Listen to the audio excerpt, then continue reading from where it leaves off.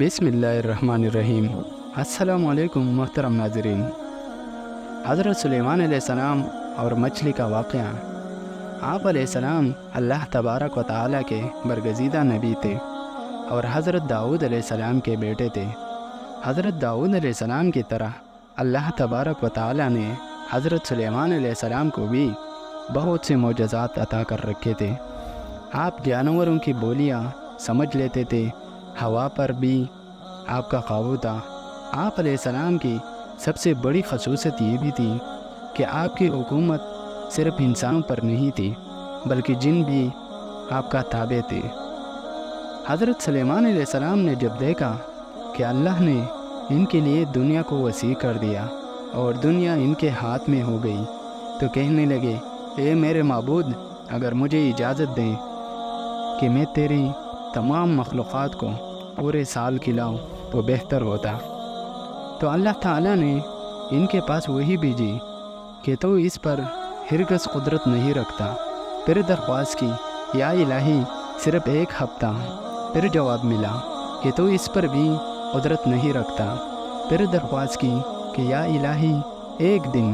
فرمایا اس کی بھی قدرت نہیں رکھتا۔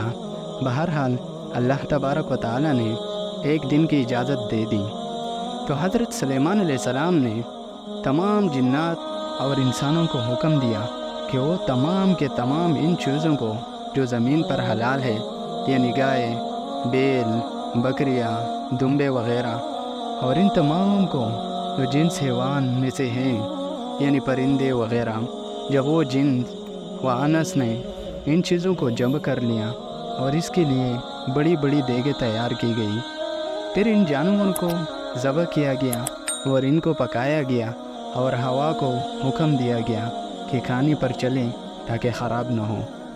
پھر کانوں کو جنگل میں پھیلا دیا گیا۔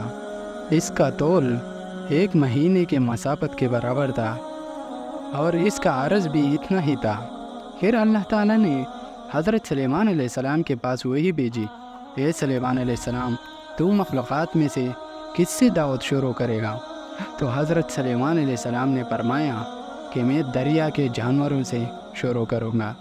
تو اللہ تعالیٰ نے بحر محیط کی ایک مچھلی کو حکم دیا کہ وہ حضرت سلیمان علیہ السلام کی ضیافت میں سے کھائے۔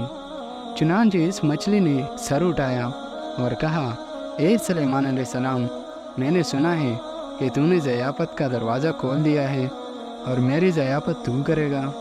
حضرت سلیمان علیہ السلام نے فرمایا، لے اور کھانا شروع کر۔ چنانچہ وہ مچھلی آگے بڑھی اور دسترخوان کے شروع سے کھانے لگی۔ مچھلی نے اس قدر کھایا کہ ایک ہی دفعہ میں سارا کھانا صاف کر دیا۔ اس مچھلی نے پھر آواز لگائی، اے سلیمان، مجھے کھانا کھلاؤ اور میری بھوک مٹاؤ۔ حضرت سلیمان علیہ السلام نے فرمایا، تو سارا کھانا کھا گئی اور اب بھی تیرا پیٹ نہیں بھرا؟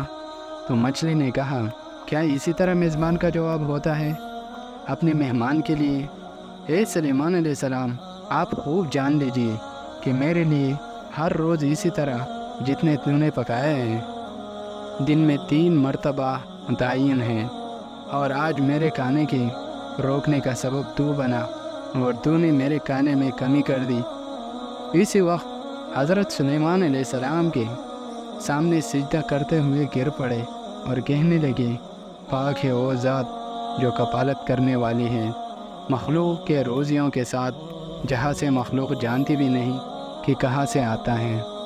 تو دوستو، واقعی کا سبق یہ ہے کہ بے شک ہمارا رازق صرف اور صرف اللہ تعالیٰ کی ذات ہے، چنانچہ ہمیں صرف رزق اسی سے مانگنا چاہیے اور کبھی اپنی مال و دولت اور وزارت و صدارت کے بلبوتے پر انسانوں پر غرور نہیں کرنا چاہیے کہ میرے پاس اتنا مال ہے، منصب ہے، اس لیے مجھے رزق کے بارے میں پریشان ہونے کی ضرورت نہیں، بلکہ سب کچھ ہونے کے باوجود بھی اللہ سے مانگتے رہنا چاہیے۔ دعا ہے کہ اللہ تعالی ہم سب کو اس واقعہ سے سبق حاصل کرنے کی توفیق عطا فرمائے۔